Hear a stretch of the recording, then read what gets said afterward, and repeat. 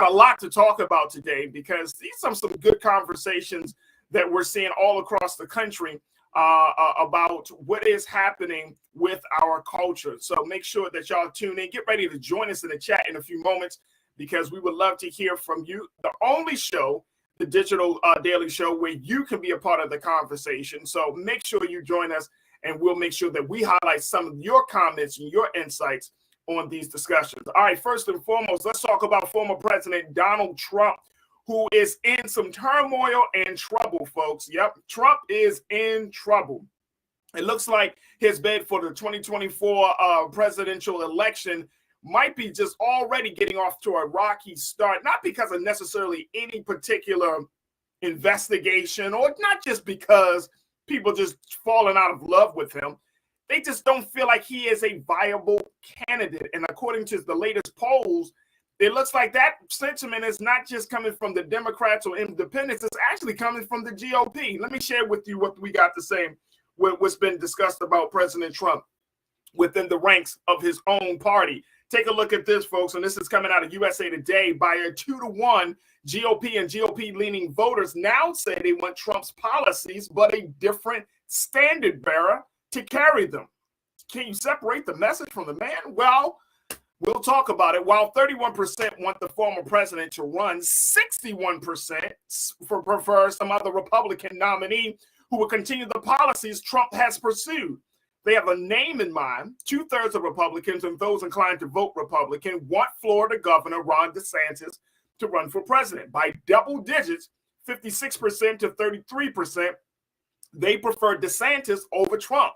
Among all voters, Trump has fallen further behind President Joe Biden in a hypothetical head-to-head. Now, Biden would win a general election matchup by 47% to 40% because of the effects of rounding. Biden's margin is a bit wider than that indicates. But in October, Biden also led by a narrow margin, 46% to 42%. Here we go. Take a look at this, folks. Since October, Biden's favorable ratings has ticked up a percentage point to 46%, and his unfavorable ratings down a point to 50%. But support among Democrats for him to seek a second term has declined to 40% from 45%. Among all voters, just 23% want him to run again. Now, while Biden now leads Trump, he trails DeSantis in a head-to-head race, with DeSantis at 47%, Biden at 43%. All right, now let's break these numbers down. Take a look. Trump in trouble. The Republican support for his 2024 bid falls amid political legal setbacks. He's just not as shiny as he used to be. He's not as shiny as he used to be, folks. You remember President Trump. He came in like, I'm going to be the outsider. I'm going to be the guy to shake Washington up. And guess what? He shook Washington up. He might have shook himself right out of Washington with all of the stuff that's going on with him. Ron DeSantis looks like to be the new kid on the block and the guy that may be able to carry this situation further along. But I'm confused as to how you can separate the man from his message. You want Trump policies, but you don't want Trump. So you get Ron DeSantis. Wow. Let's bring in Culture crew member Iman Heath. She is an entrepreneur, an activist, and you can check her out every Tuesday here on The Culture. Iman, good to hear from you. How you feeling this afternoon? I'm good. How are you? I'm good. Is that possible?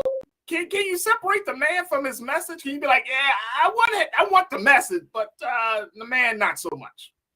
The math ain't mathing. It's like if I can't get what I really want, I'm gonna get the closest thing. That's right. The logic I think people are rolling with, but I feel like DeSantis is going to get a little bit more done than Trump, if you ask me, because he actually is in politics. So it's I don't know. They want to get the closest mimic to Trump as close as possible.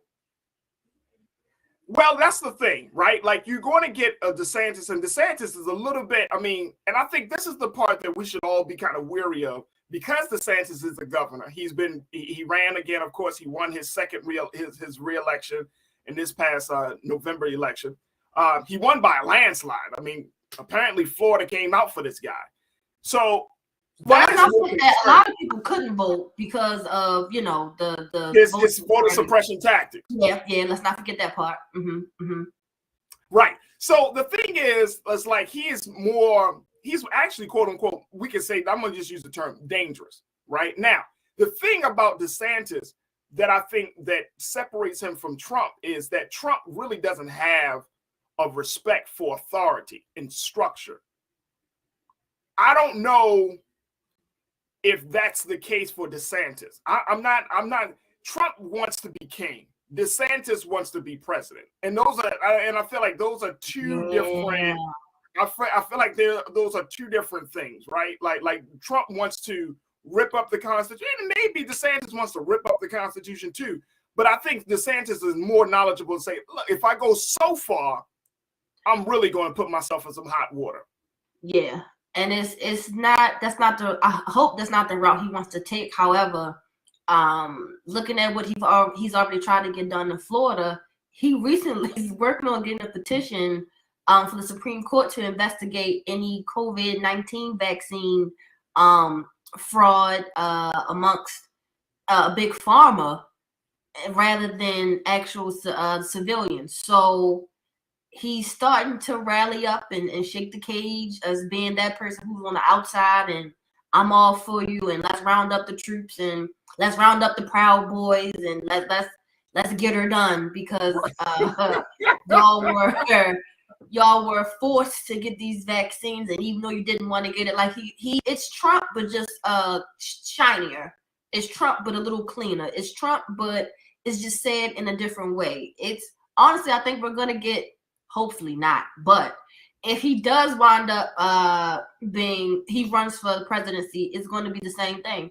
It's just not going to be as, the things he says isn't just going to be as outrageous or as blunt as Trump, but it's going to be the same person. It's going to be the same person, and we both know that as president, you're going to have to appeal to a much larger audience. Florida is a GOP conservative state; it's a stronghold, right? But when you run for president of the United States, your messaging, your policy proposals, all of that is going to have to be tailored to a mass appeal, right? Right. And so everything that you did, and I'm speaking of DeSantis, everything this guy did in Florida, he's going to have to amplify it 10 to 20 times if he just decides to run for president, because now you got to speak to Black folks. You got to speak to Latino folks. You got to speak to all of these different groups of people from around the country. It just can't be the Florida folks that came out to support you. It's got to be a mass appeal audience. Now I want to get your take on this, Amon, because as much as we talk about DeSantis and Trump, it don't look like the Biden-Trump situation part 2 may not even happen, because it's just, it don't look like it's going to happen. Trump's got too much baggage at this point. Biden is far beyond getting some wins under his belt right now. Yeah, he fell off a bike that wasn't moving. So his whole you talking about Trump or you talking about Biden? Biden fell off a bike that wasn't moving. So this whole appeal to Americans at this point is like, sir, you're just not the right fit. But I think with Trump, even with him recently losing his battle in court as far as some of his Trump corporations, they were found guilty for tax fraud. So I think those mishaps and mistakes, especially with January 6th, and that case keep getting postponed over and over again, and it's now a year later, and we gotta stretch it further for these witnesses to do this and do that. So Trump then got too messy. Trump got too messy. So Republicans, I believe, are only gonna go to DeSantis because that's the only choice they have. And I don't think DeSantis has to now listen or speak to minorities if he does run for president. My thing is he can't ignore us anymore, because in Florida you got a heavy presence of Latinos, heavy presence on Haitians in Florida. They have a large presence down there, but he's ignoring them because, again, his voter suppression. When we were told that everything's fine after the hurricane, I forget the name of the hurricane, but we were told that, everything's fine, everything's good, when that wasn't the case in a lot of areas for those minority groups that didn't get what they needed to be able to vote. So he does shaky stuff in Florida. Yeah. So I can only imagine what he'll do for the nation. It doesn't make sense. It doesn't make sense. Now, here's the thing, and I want to get your take on this, and we're going to take a quick pause. But I think that the strategy of getting people out to vote and getting people engaged in this next presidential election, I honestly believe, Iman, this election that we just went through in November might be. It felt different in the sense like. I don't foresee a lot of people coming out for even this next presidential election, and I'm saying that with all due like understanding and sincerity and just I think that like this last election we were just like, all right, cool, we're gonna try this thing one more time, but I just don't see people getting excited. I feel like we're not going to see the level of voter turnout that we might see. And it's not just because of the candidates, because the Democrats are going to really have to come up with a plan B. Even though Biden said he wants to run, even though Biden is getting some wins under his belt, no, that's not your go-to guy. That's not your go-to guy right now. So Democrats are going to have to figure out, and I'm saying somebody like that's already on the scene, they're going to have to figure out who is going to be the candidate of choice or the number of candidates. You know, it might not just be one person. It comes down to one person for the nomination. But I'm saying you're going to have to figure out at least a good 4 or 5 different people that Democrats can say, okay, these are our choices. And I'm not even going into that conversation, but it's just more of important. Like, I just don't know if people are going to be so engaged and turn out to the way that folks expect them. So they have to start Democrats have to start finding those faces now, though. We have to start putting those faces in the news as much as possible now. Get people familiar with who they're possibly voting for now. Don't wait last minute to like, oh damn, here go the deadline. Let's push this person. Let's just see what happens. We got to get at least 4 solid people who may be an option to run and get them in the forefront now before the DeSantis holds ass and everybody's just, well, damn, we ain't got no other choice. And I hate identity politics, but you're gonna have to get like a black candidate, a strong white candidate. You might have to get a Latino candidate. You know what I'm saying? Like you're gonna have to get like you're gonna have to just give people like an a la carte set of options. For real.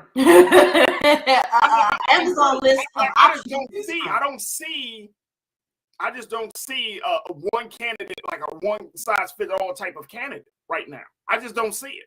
And Culture Crew, y'all tell me, y'all see a one size fit all type of candidate right now for the Democrat side? Let me know. Look, we're going to take a quick pause. When we come back, let's go to some of our comments from our online Culture Crew. We'll continue the conversation with Iman. But folks, what do you think of this? You know, Trump is in trouble with his numbers. GOP don't want to see him. They'd rather see DeSantis. What would the Democrats, how will the Democrats respond? Considering that President Biden, if he had the vote today, he might actually lose the presidential election. Let's have that conversation. So we're going to have that and a whole lot more. We're just getting started here on The Culture. So stay with us. It's The Culture right here on the Black Star Network.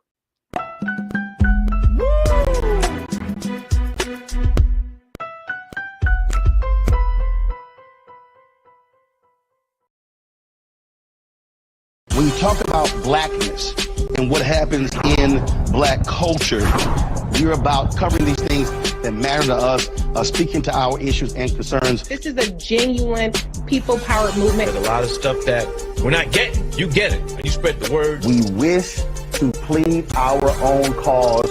Too long have others spoken for us. We cannot tell our own story if we can't pay for it. This is about covering us. Invest in black-owned media. Your dollars matter. We don't have to keep asking them to cover our stuff. So please support us in what we do, folks.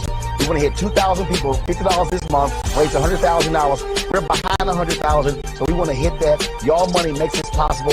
Checks and money orders go to P.O. Box 57196, Washington, D.C. 20037-0196. The Cash App is $RM Unfiltered. PayPal is R Martin Unfiltered.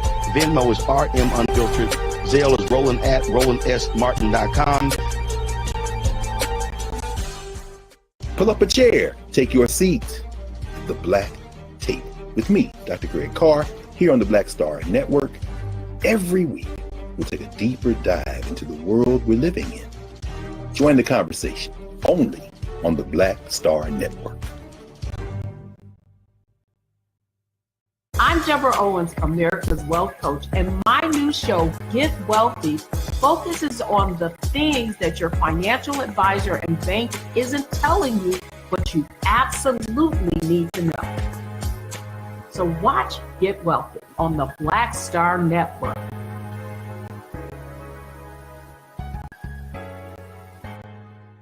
Hatred on the streets, a horrific scene, a white nationalist rally that descended into deadly violence. White people are losing their damn minds. As an angry pro-Trump mob storms the U.S. Capitol. We're about to see the rise of what I call white minority resistance. We have seen white folks in this country who simply cannot tolerate black folks voting. I think what we're seeing is the inevitable result of violent denial. This is part of American history. Every time that people of color have made progress, whether real or symbolic, there has been what Carol Anderson at Emory University calls white rage as a backlash. This is the rise of the Proud Boys and the Boogaloo Boys. America, there's going to be more of this. This country is getting increasingly racist in its behaviors and its attitudes because of the fear of white people. The fear that they're taking our jobs, they're taking our resources, they're taking our women. This is white fear.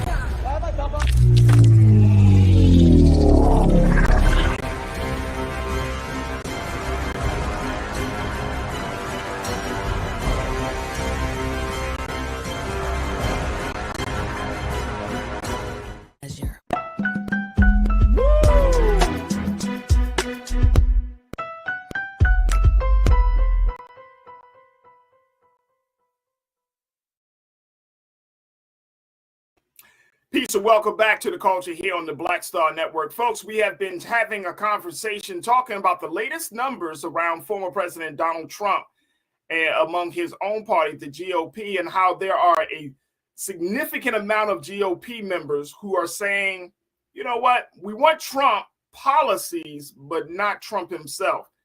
GOP are now putting forth are saying in a number of different ways that they would rather see a person like a Florida Governor Ron DeSantis taking the mantle to be the next presidential nominee for the GOP instead of President Trump.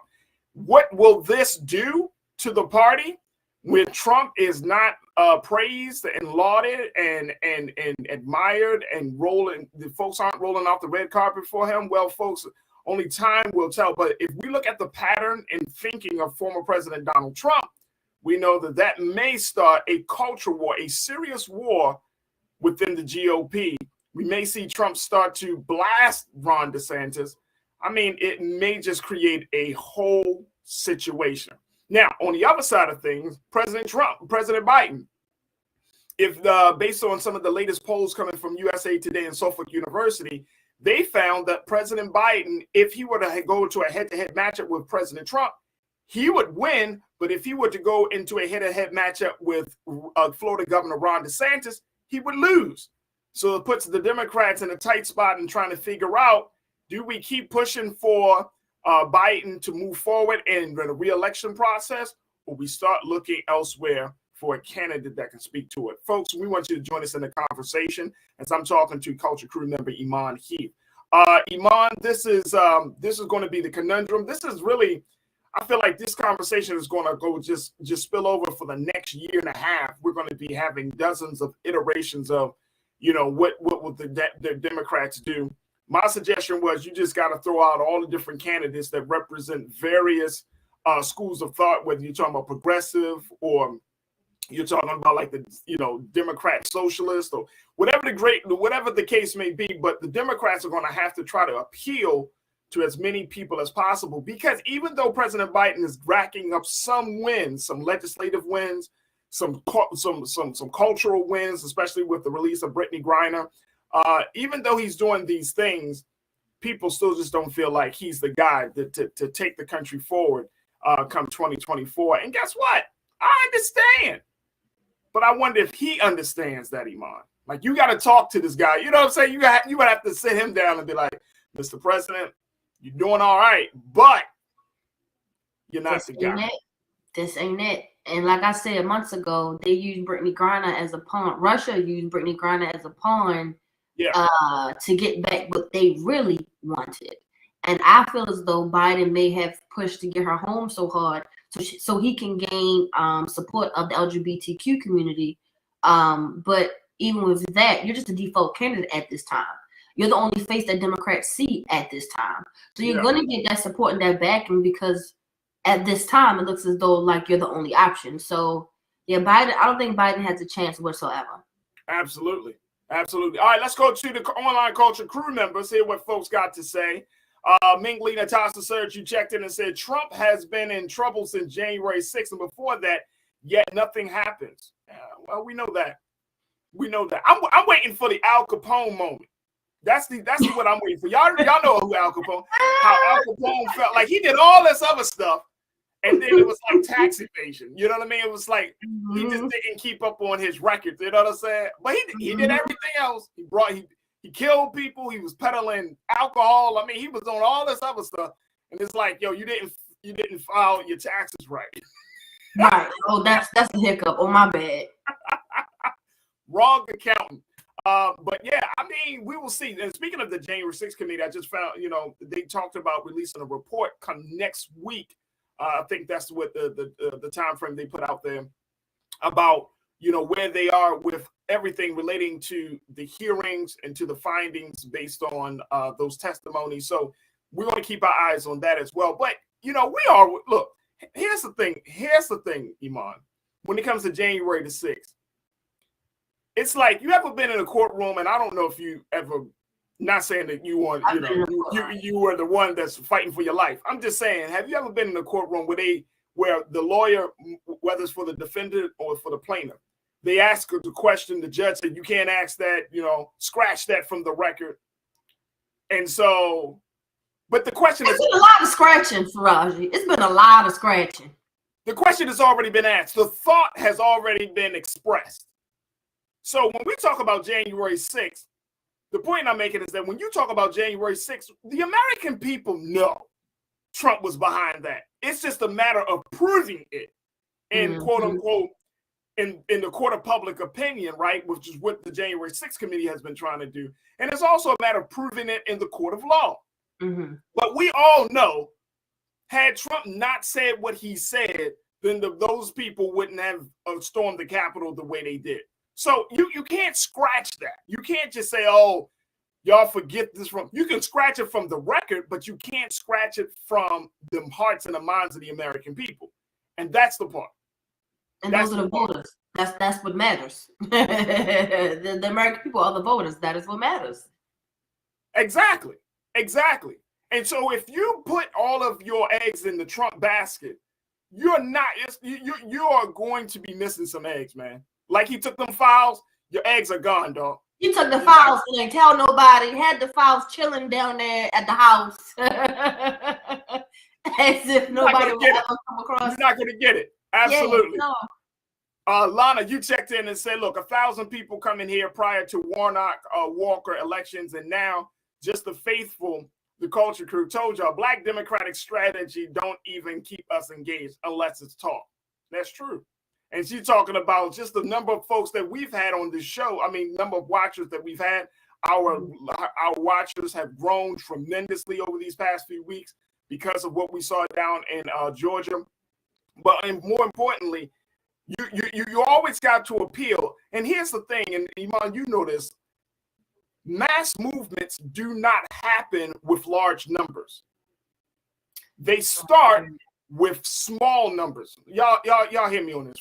If you look at the history of any level of movement in this country or any other country, it did not start with the masses of people. It started with a small number. Hell, Jesus only had 12 disciples, and you know what I'm saying? It's a very, very small group of people who can make the biggest impact and make the biggest change. So movements that we've seen in this country, social justice, whatever the case may be, those numbers are— you can't look at numbers. And that's one of the big things that I just want us to keep in mind. What's your take on that, Iman? I agree. It takes that one person to connect to another person, then they connect to another person. That's how it grows. Sharing the same mindset and sharing the same ideas, or even having a different perspective for the same idea, but as long as the objective is the same, that's what matters. So I do agree that movements start with a small amount. It's not going to be a gang of people that's going to hop on the same train or the same bandwagon all the time. It is going to take work, especially when it comes to politics, especially for minorities, especially for Black people. We have to stay encouraged and understand that we have to stay on the right foot and keep pushing the message that we need to get things done, but also do the work. We can pray all day long, but in order to get the movement and actually obtain something or get a goal achieved, we have to understand we have to just keep pedaling. Just because we may see not as much engagement as far as just not just out the show in general. I'm speaking in general. We have to keep going. It starts with one person, and if the ball keeps rolling like a snowball, start at the top of the hill, the snowball is pretty small. But as it keeps rolling down, it gains more momentum, and it gets larger as the size goes. So we got to keep it. Absolutely, absolutely. Chris, you checked in and said, look, I definitely don't want DeSantis running, but Trump shouldn't even be in a position to possibly run again. Facts. That's what I said for the presidency. Trump should be thrown under the prison right now. I hear you. White privilege will keep him out of jail, though. And that money. White privilege and his money is going to keep him out of jail. And come to find out, Trump doesn't even have that much money, to be honest. But it's that privilege going to keep him out of there. And speaking of money, Iman, you brought this, you're bringing this up. Like, I literally saw a figure where they was like, oh, Forbes said he has over $3 billion.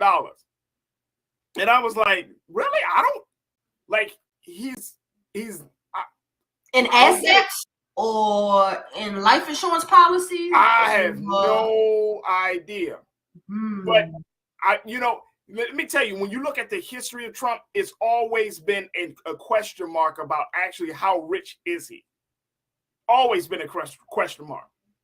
So you really don't know. Like, you can Google Jeff Bezos, you can Google Bill Gates, you can Google Warren Buffett, but you Google Donald Trump, you want to get a number, but it may not be accurate. Yeah, it's gonna have a couple stars next to it. It's definitely gonna have a star next to it. A couple of footnotes. Yeah.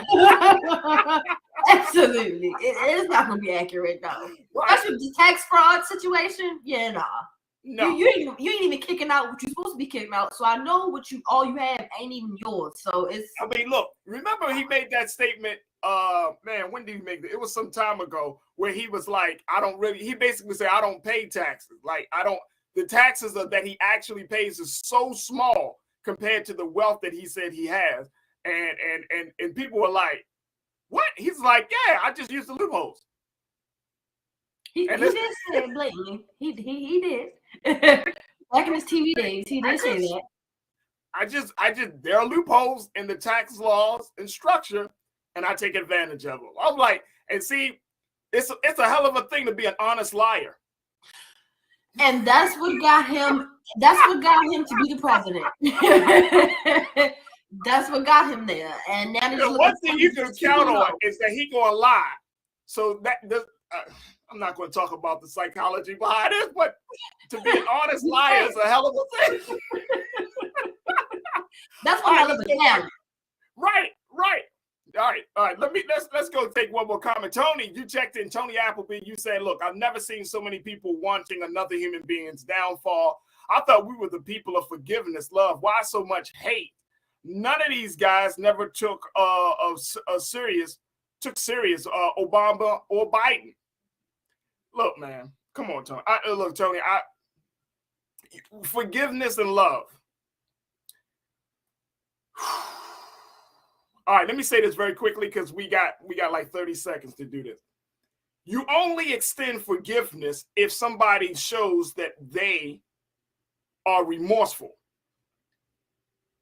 If the perpetrator, the person who has done the violation has not said, I'm sorry, I was wrong, why do we automatically extend forgiveness when they haven't even admitted to the wrong that they've committed?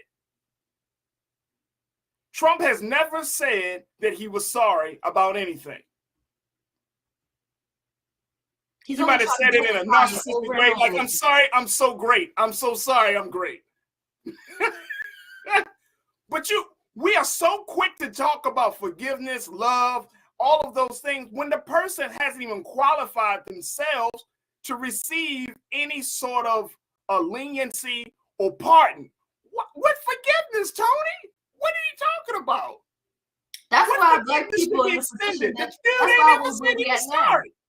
Yeah, that's why we're at where we're at now. We want to forgive and show love so much when we haven't been even extended. An olive branch haven't even been extended to us. That's our problem as a whole. So yeah, no, that's what I'm saying. As black folks in this country, and I've heard this argument time and time again. Black folks, we do it all the time. We talk about forgiveness when somebody hasn't even said, I'm sorry.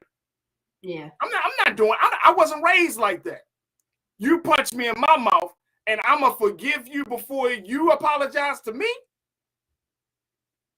That goes against human nature. That goes against logic. That goes against the street code. That goes against the G code. You do not extend forgiveness to somebody who don't even see that they are wrong and violating you. That's all I'm going to say. That's all I'm going to say. So why people hate on this dude? Like, if this dude actually was apologetic about the things he said, the policies he's put in place, the ideas that he has continued to espouse, if he apologized for anything, it'll be one thing. He hasn't apologized for anything. Not one thing. And we talking about forgiveness and love. I'm so sorry, Tony. No. Not going to happen. That's a non-starter for me, sir. No. Non-starter. You must say no.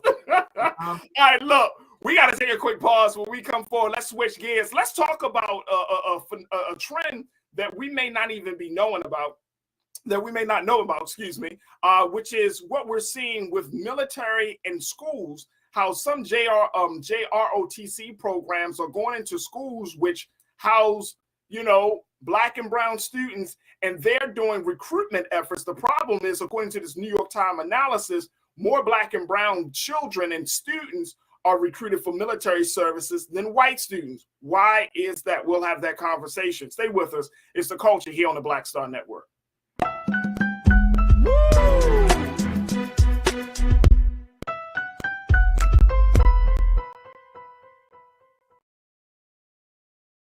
Black Star Network is here. Oh, no punch! I'm real revolutionary right now. Thank you for being the voice of Black America. All momentum we have now, we have to keep this going. The video looks phenomenal. See, there's a difference between Black Star Network and Black-owned media and something like CNN. You can't be Black-owned media and be scared. It's time to be smart. Bring your eyeballs home. You dig? When you talk about blackness and what happens in Black culture, we're about covering these things that matter to us, speaking to our issues and concerns. This is a genuine people-powered movement. There's a lot of stuff that we're not getting. You get it, and you spread the word. We wish to plead our own cause.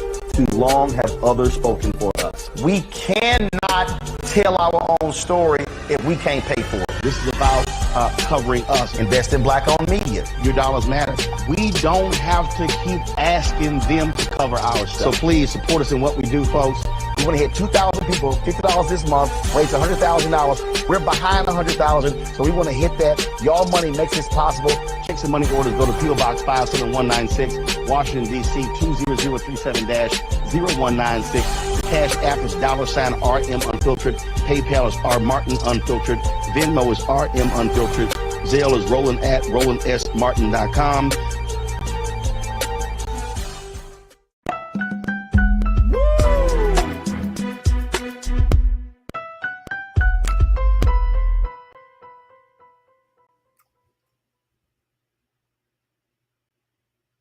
All right, folks, welcome back. All right, the next conversation that we wanted to have was about something that personally I did not know was happening, but then I found it to be interesting, and I thought to myself, we need to talk about this.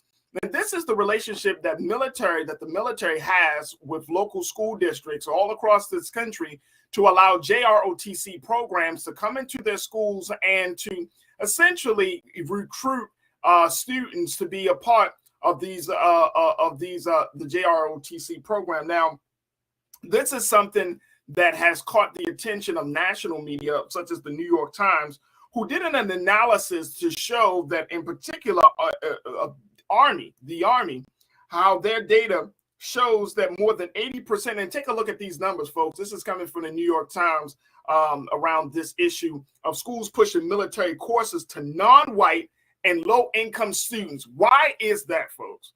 Why is that? According to the New York Times analysis of Army data and 200 plus public records, more than 80% of high schools with at least 75% of first-year students enrolled in JROTC had a predominantly Black or Hispanic student body. Meanwhile, the percentages at other JROTC high schools and those without the program were more than 50% and around 30% respectively. Now, however, the Times discovered that thousands of public school students were placed in the courses either as an explicit mandate or by automatic registration. Pentagon officials eagerly promote the $400 million program, which has tripled in size since the 1970s, despite their long-standing insistence that it is not a recruiting tool. According to the Army, 44% of the troops who joined its ranks in recent years attended a JROTC school.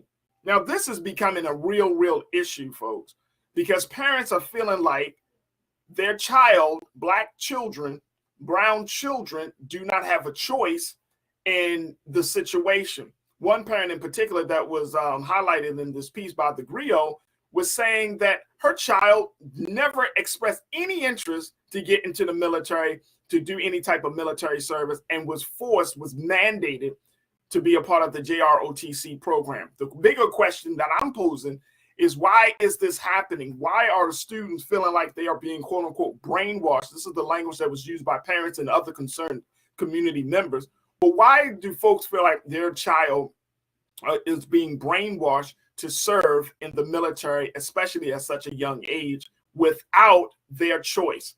Let's go back to Culture Crew member Iman Heath. Iman, first and foremost, now I went to a public high school in Baltimore called Baltimore School for the Arts. So that wasn't happening. You know, having a military presence outside of the police, school police, and you saw some police every so often. That was just about it. I went to the same high school that that Jada and Tupac went to before they blew up. I was hoping to follow the same path, but I actually completed high school. Then went to college. It took me 30 years to get out to Hollywood. But you made it. You made it. But I made it. You made it. But anyway. But yeah, so I didn't have this experience. But however, like my cousins, there were schools, of course, in Baltimore City, high schools throughout the city.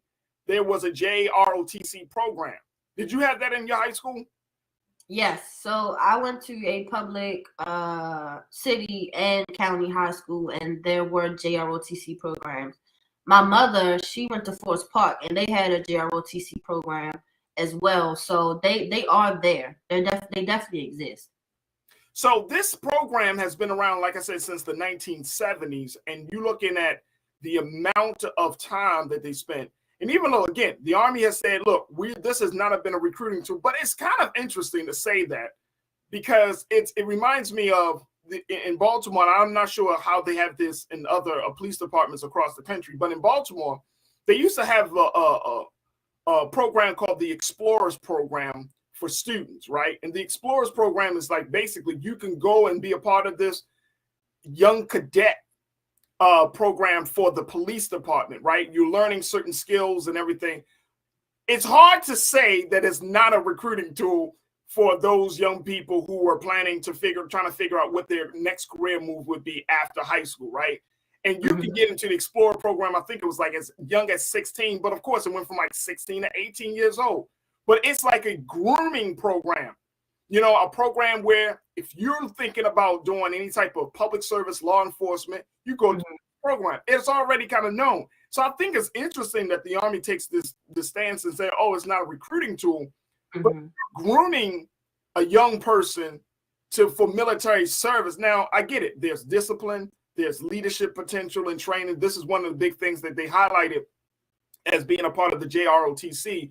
But you're not going to put that type of investment in anybody unless you hope they start making the, taking the whole journey forward. So I'm a little confused as to why they decided to put out that word. Say, oh, no, it's not a recruiting tool. It's like, yeah, it is a recruiting tool.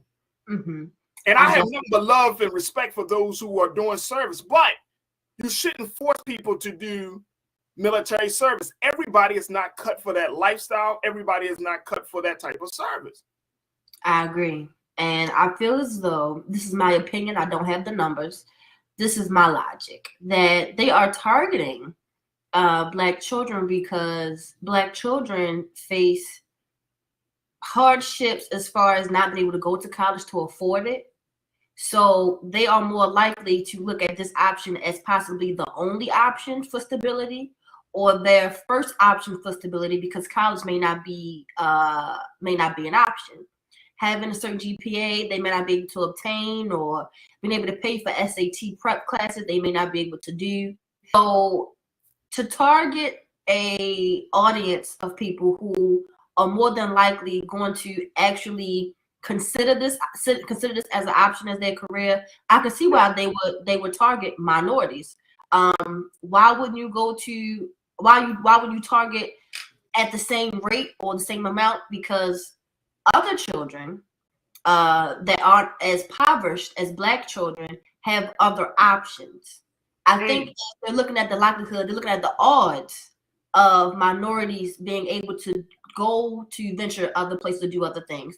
Not a lot of Black people have businesses that they can pass down to their children or to their grandchildren, or trust funds they can hand to their grandchildren, or even have an account in their name, life savings that the parents started when they were a kid. So I think they look at it as, we don't have that many options.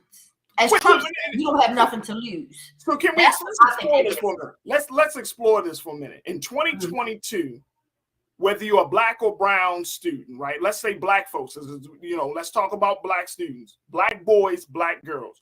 In 2022, do you mean to tell me that Black children, Black youth do not have any options outside of the military, or what? Or you mean to tell me they can't go to that Black students can't go to community college or 4-year college? You mean to tell me Black students can't take advantage of some type of trade or skills training, or that Black students can't get into the job market if they decide to, until they figure out what their next step will be?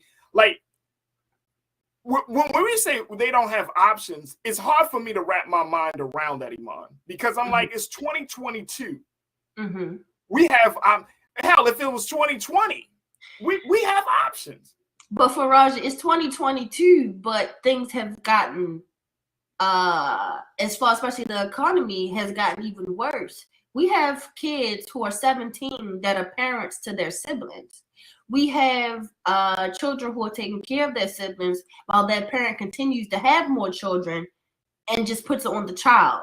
We have a lot of children who are in and out of juvenile system who would have no other option but to be able to go to the military, and hopefully they'll go through the training, and whatever charge they may have may be forgiven. But I'm not saying that they can't have other options, or that they most likely don't have other options. But the reason for minorities to be targeted is because it may be looked as they don't have other options.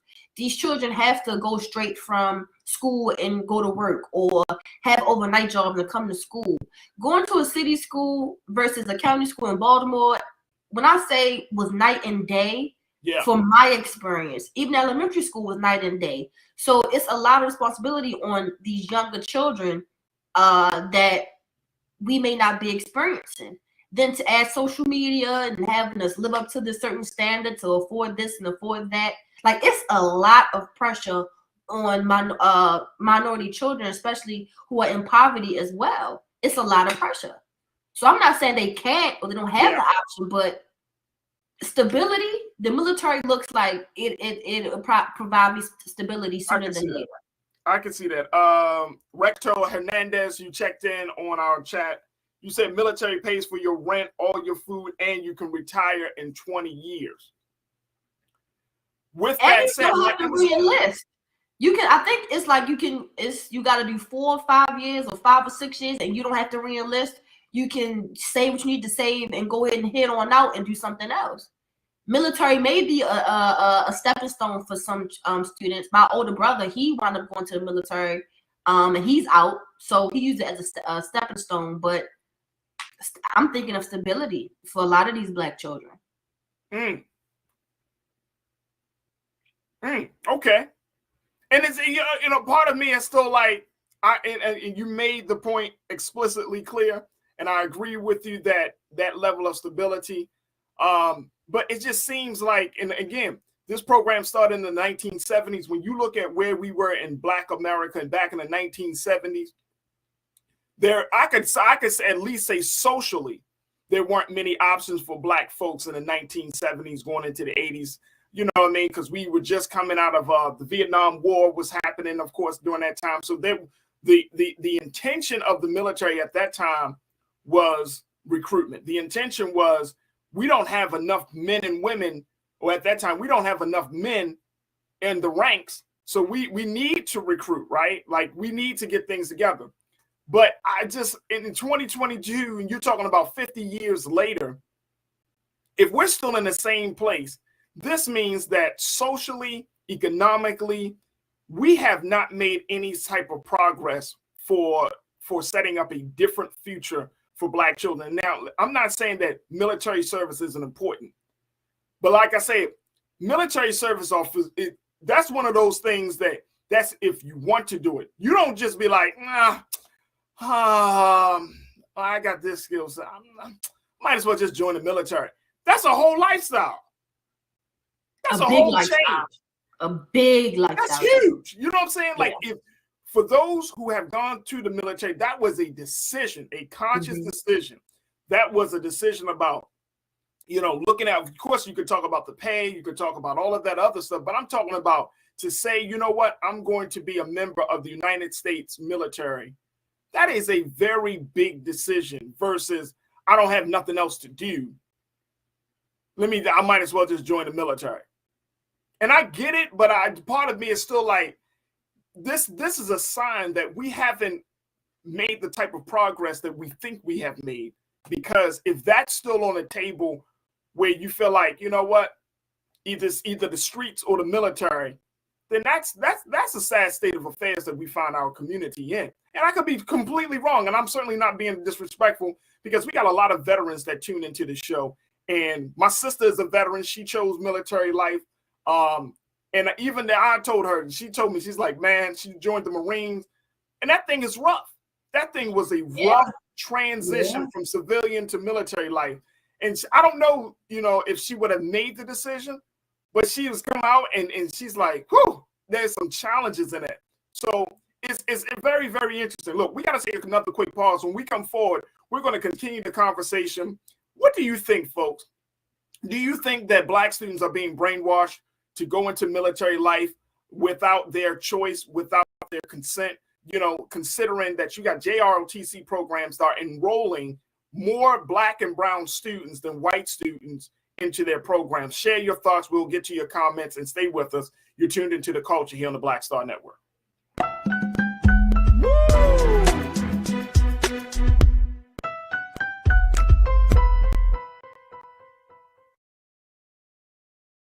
Hatred on the streets, a horrific scene, a white nationalist rally that descended into deadly violence. White people are losing their damn minds. As an angry pro-Trump mob storms the U.S. Capitol. We're about to see the rise of what I call white minority resistance. We have seen white folks in this country who simply cannot tolerate Black folks voting. I think what we're seeing is the inevitable result of violent denial. This is part of American history. Every time that people of color have made progress, whether real or symbolic, there has been what Carol Anderson at Emory University calls white rage as a backlash. This is the rise of the Proud Boys and the Boogaloo Boys. America, there's going to be more of this. Here's all the Proud Boys, guys. This country is getting increasingly racist in its behaviors and its attitudes because of the fear of white people. The fear that they're taking our jobs, they're taking our resources, they're taking our women. This is white fear.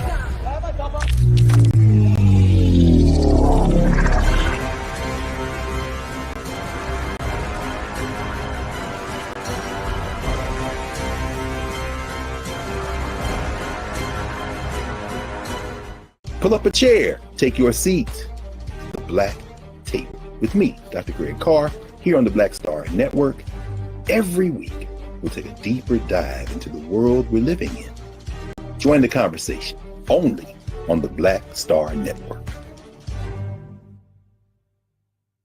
When you talk about blackness and what happens in black culture, you're about covering these things that matter to us, speaking to our issues and concerns. This is a genuine people-powered movement. There's a lot of stuff that we're not getting. You get it, and you spread the word. We wish to plead our own cause. Too long have others spoken for us. We cannot tell our own story if we can't pay for it. This is about covering us. Invest in black-owned media. Your dollars matter. We don't have to keep asking them to cover our stuff. So please support us in what we do, folks. We're going to hit 2,000 people, $50 this month, raise $100,000. We're behind 100,000, so we want to hit that. Y'all money makes this possible. Check some money orders. Go to P.O. Box 57196, Washington, D.C. 20037-0196. The Cash App is $RM Unfiltered. PayPal is R Martin Unfiltered. Venmo is RM Unfiltered. Zelle is Roland at RolandSMartin.com. Hi, I'm Dr. Jackie Hood Martin, and I have a question for you. Ever feel as if your life is teetering and the weight and pressure of the world is consistently on your shoulders? Well, let me tell you, living a balanced life isn't easy. Join me each Tuesday on Black Star Network for A Balanced Life with Dr. Jackie. We'll laugh together, cry together, pull ourselves together, and cheer each other on. So join me for new shows each Tuesday on Black Star Network, A Balanced Life with Dr. Jackie.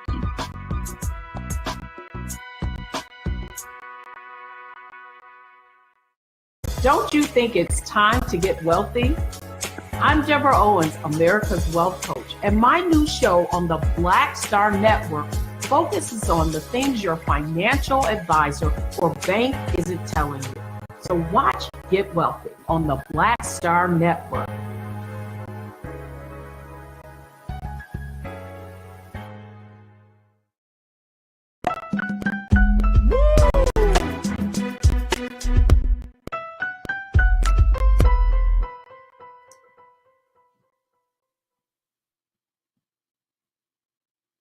All right, folks, welcome back to the show.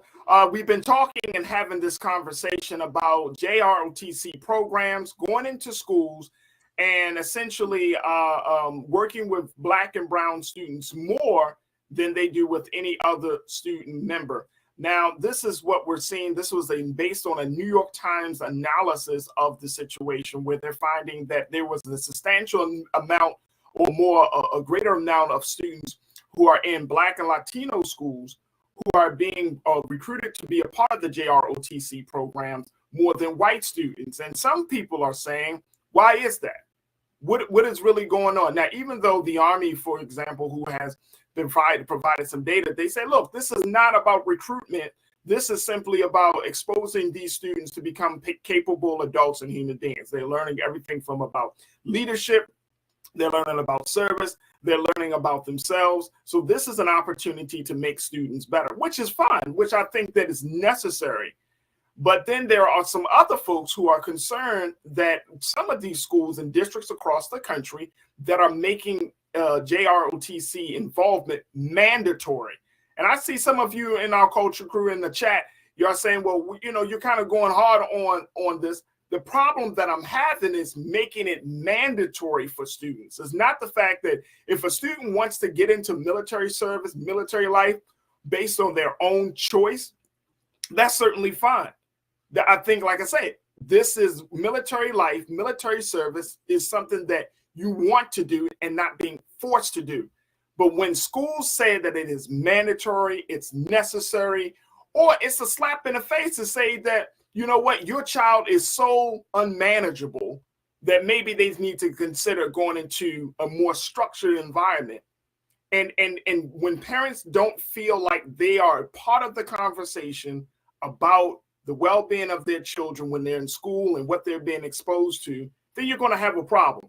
Let's continue the conversation as we check in with Iman Heath, who is an activist and entrepreneur, and she's giving her insight on this.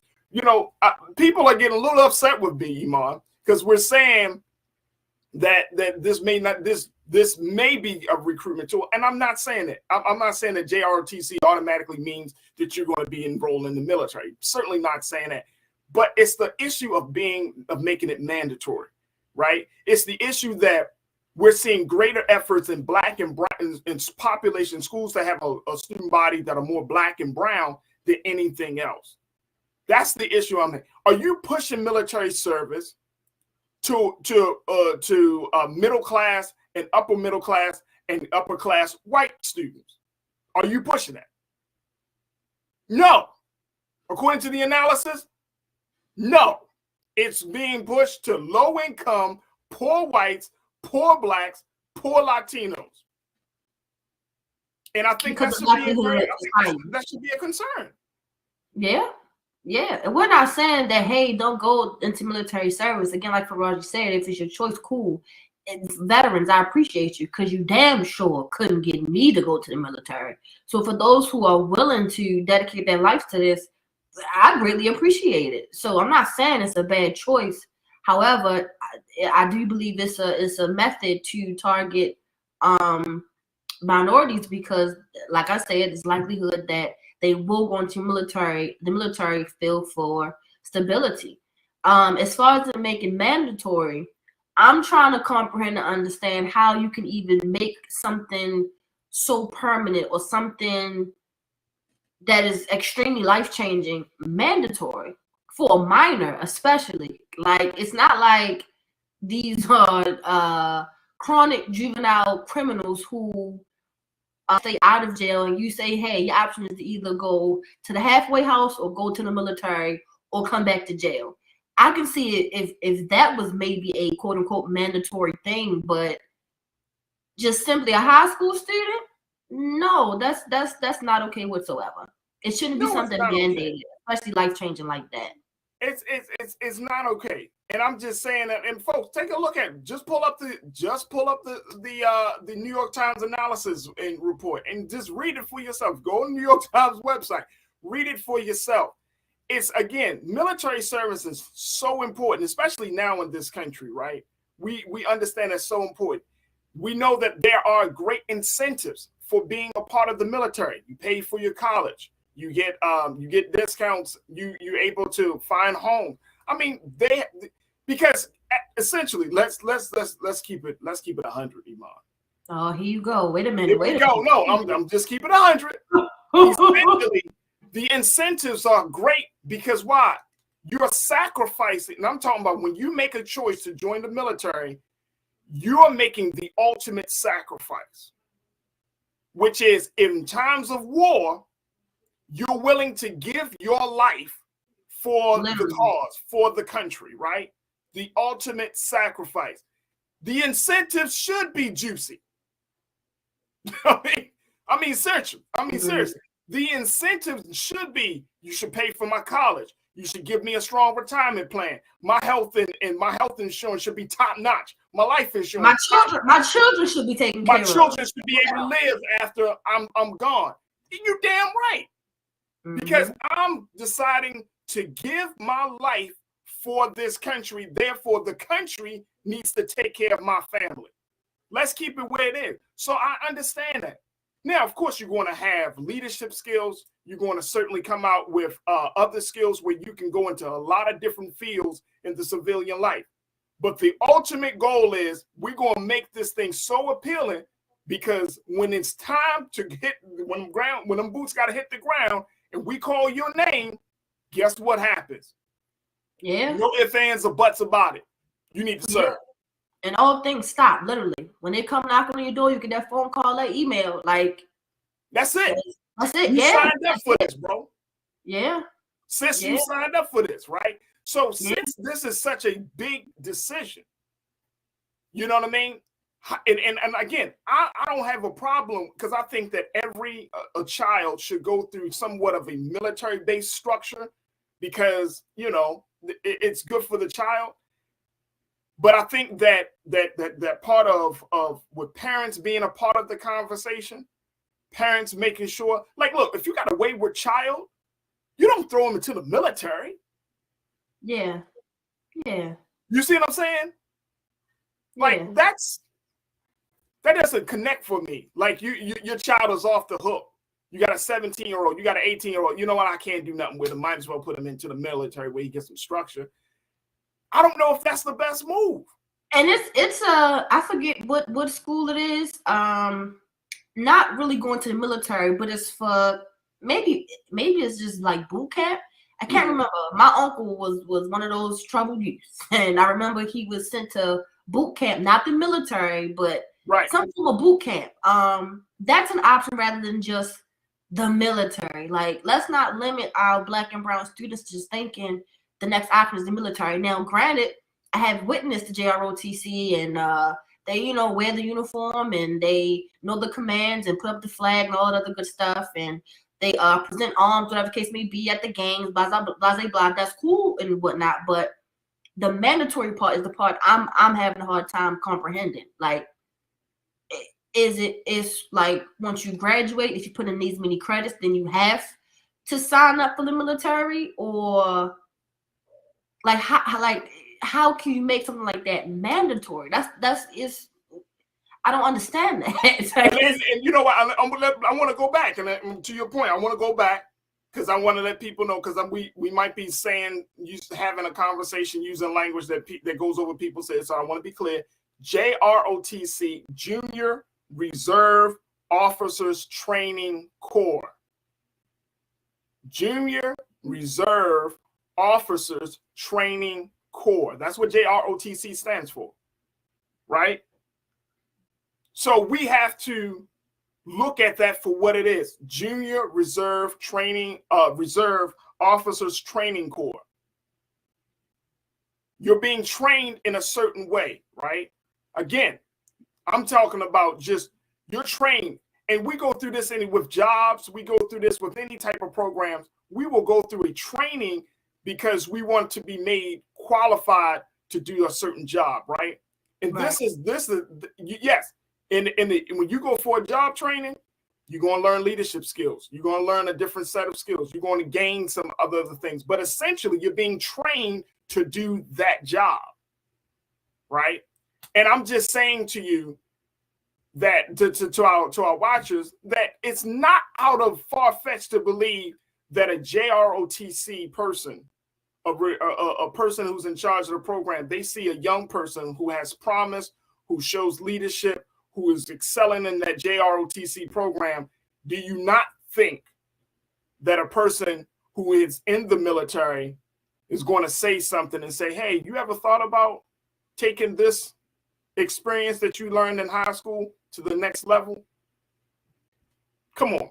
Now, here's the other element of it.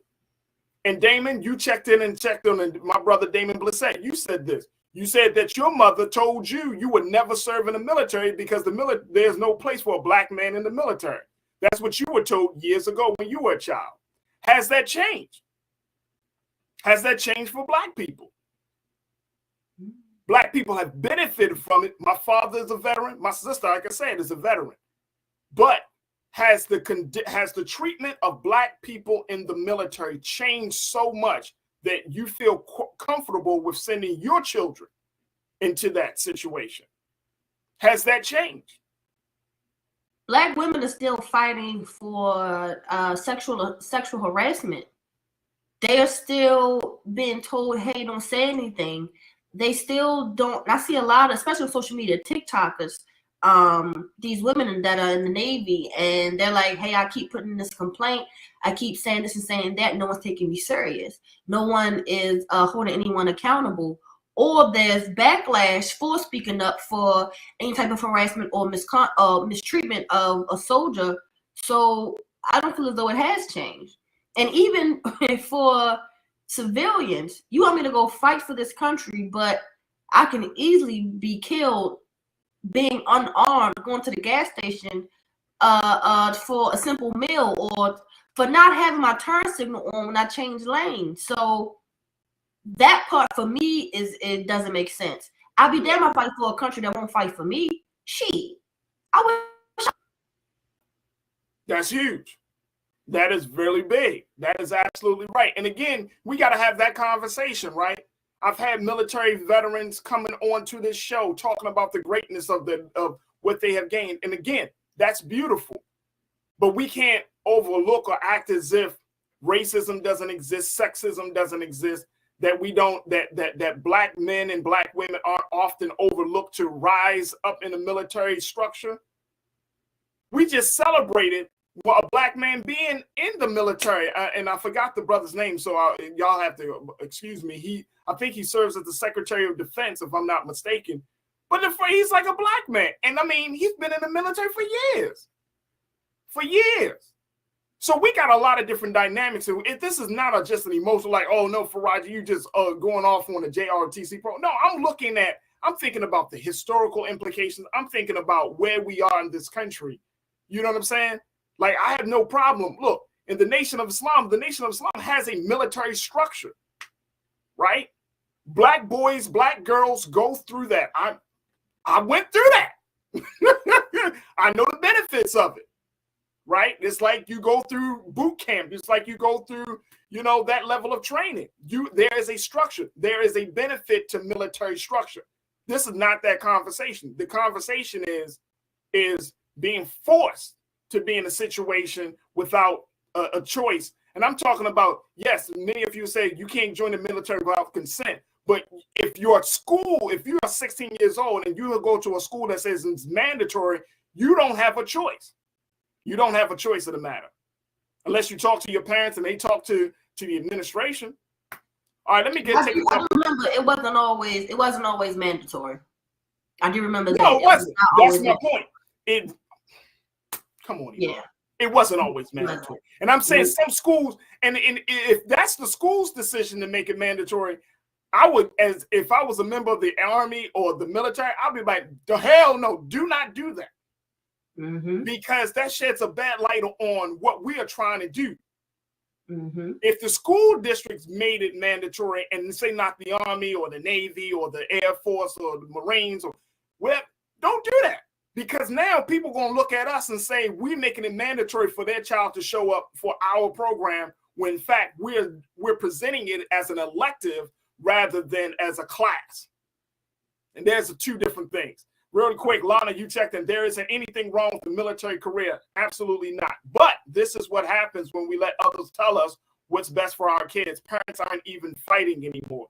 Well, I think parents are fighting, which is why this is having a problem, which is why this has come to the national conversation of black students. When the numbers look, and again, folks, you can't just be like, oh, this is BS, because if the numbers show that there are more schools that house black and brown students that are being exposed to this versus white students, then how do you reconcile that? How do you say, well, this is not about race, or this is not about class, or this is not about... You can't say that. You can't say that. Lana, thank you. Mega Cassie, you said my child has seen the obscene amount of pain I am always in and the things his father goes through. And he's like, nope, no thank you. Talking about being in the military. These are the stories that we don't hear on the other side. Mega Cassie, thank you so much. And I hope that you are continuing to recover from your service. And we thank you for your service. Sandy, you checked in and said, if the kids are poor, then most likely the government taking care of them anyway. Not a great analogy to me. Their life hasn't changed.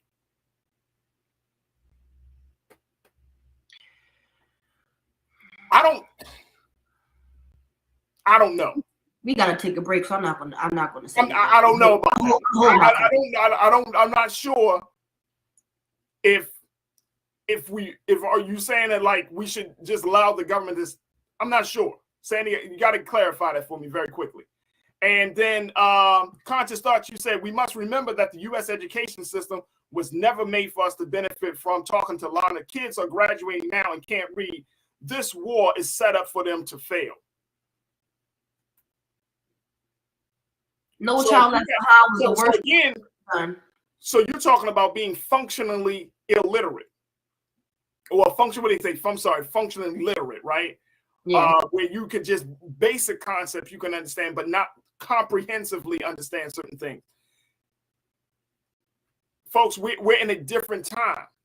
We're in a different time. And I, as we wrap up this conversation very quickly, I think that we should have more discussions about whether Black children and Black youth should look at military as an option. But this is about choice. This is not about making a mandate. This is not about to throw shade on anybody that has served. We thank you for your service, but this is about choice. In a school setting with teenagers, this is about choice. A network.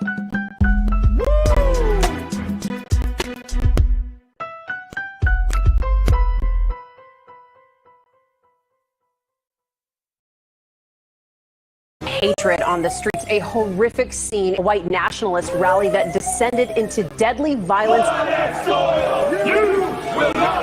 White people are losing their damn minds. As an angry pro-Trump mob storms the U.S. Capitol. We're about to see the rise of what I call white minority resistance. We have seen white folks in this country who simply cannot tolerate Black folks voting. I think what we're seeing is the inevitable result of violent denial. This is part of American history. Every time that people of color have made progress, whether real or symbolic, there has been what Carol Anderson at Emory University calls white rage as a backlash. This is the rise of the Proud Boys and the Boogaloo Boys. America, there's going to be more of this. Here's all the Proud Boys. This country is getting increasingly racist in its behaviors and its attitudes because of the fear of white people. The fear that they're taking our jobs, they're taking our resources, they're taking our women. This is white fear.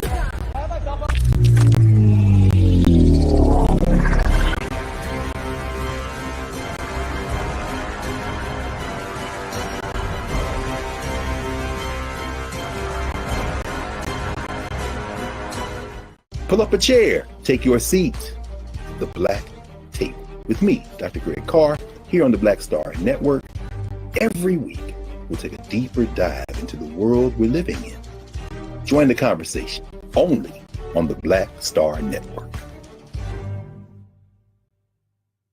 When you talk about blackness and what happens in Black culture, we're about covering these things that matter to us, speaking to our issues and concerns. This is a genuine people-powered movement. There's a lot of stuff that we're not getting. You get it, and you spread the word. We wish to plead our own cause. Too long have others spoken for us. We cannot tell our own story if we can't pay for it. This is about covering us. Invest in Black-owned media. Your dollars matter. We don't have to keep asking them to cover our stuff. So please support us in what we do, folks. We want to hit 2,000 people, $50 this month, raise $100,000. We're behind 100,000, so we want to hit that. Y'all money makes this possible. Checks and money orders go to P.O. Box 57196, Washington, D.C. 20037-0196. The Cash App is $RM Unfiltered. PayPal is R Martin Unfiltered. Venmo is RM Unfiltered. Zelle is Roland at RolandSMartin.com. Hi, I'm Dr. Jackie Hood Martin, and I have a question for you. Ever feel as if your life is teetering and the weight and pressure of the world is consistently on your shoulders? Well, let me tell you, living a balanced life isn't easy. Join me each Tuesday on Black Star Network for a Balanced Life with Dr. Jackie. We'll laugh together, cry together, pull ourselves together, and cheer each other on. So join me for new shows each Tuesday on Black Star Network, A Balanced Life with Dr. Jackie.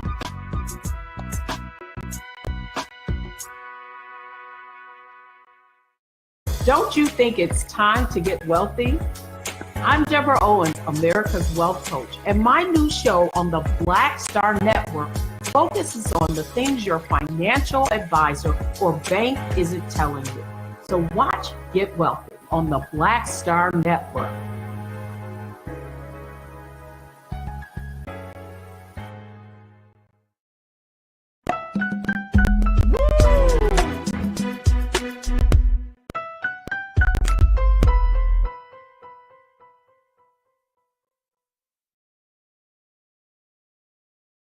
All right, folks, welcome back to the show.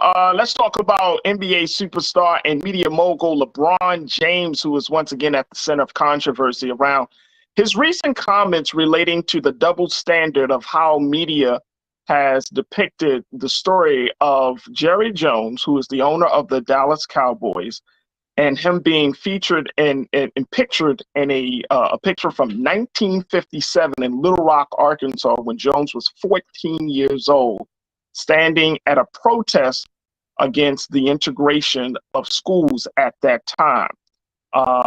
And LeBron James brings this